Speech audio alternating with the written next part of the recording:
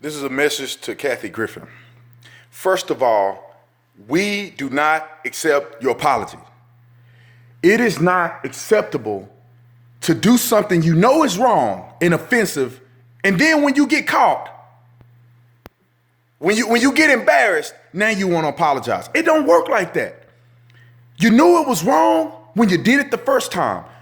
In the climate of terrorism in this country, there's at no point is the image of beheading somebody acceptable. I don't care who it is, and especially not the president of the country that you live in.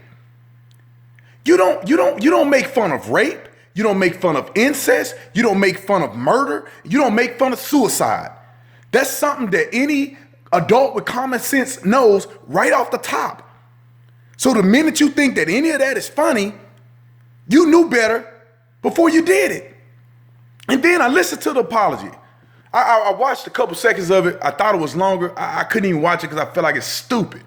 But then I listened to it and I say, well, who is she apologizing to? Because it wasn't my head.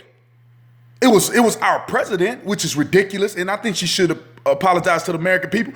But it wasn't my head. It was Donald Trump's head. I didn't hear her apologize to Donald Trump for what she did. You should be apologizing to him and his family. Because it's not an exception. It's not funny to depict someone's father with their head cut off. To depict someone's husband with his head cut off. It's not acceptable. In no way, shape, or form is it acceptable to depict the death of another person. Period. I want to hear you apologize to Donald Trump. Although none of it is going to be accepted because you should have apologized before you did it. Now people talking crazy to you and you're starting to realize that you have probably beheaded your career. Now you are sorry. A 12-second apology. Get out of here. America is done with this stuff. This marks the slippery slope to the end of the Democratic Party and the left's agenda. They're marking the end of it. These people are complete lunatics.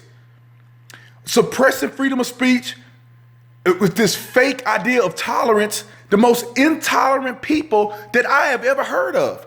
If they could kill you and get away with it, they'll kill you.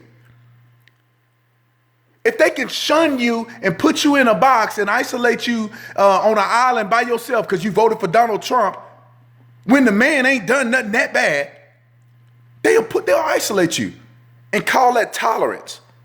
This marks the end, people. I'm telling you, a Democrat will not be in office in 2020.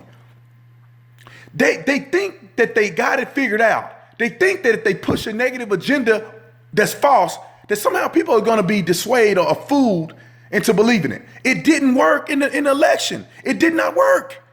We see right through the bull.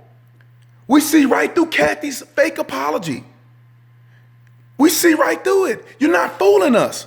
You're just making us mad for having the audacity to try to put that in our face like that. It's not acceptable if it was Obama. It's not acceptable if it was anybody. You don't depict the beheading of another person. Period. Period. You cannot apologize. You've already put the image out there. You've already celebrated and probably took 30 minutes to make that photo shoot or an hour. You've already done the damage. That's like somebody beating their wife up. And then when the police come, oh, now you're sorry. No, you should have been sorry before you put your hands on her. Anyway, I had to throw that out there. Kathy, we don't accept it. You wasted 12 seconds of everybody's life. We don't believe you. We don't accept your apology. We don't. You need to apologize to God because you ain't doing nothing to us. You don't mean it. You need to find some healing with somebody else because we know you don't mean it. Anyway, I'm out of here. Peace.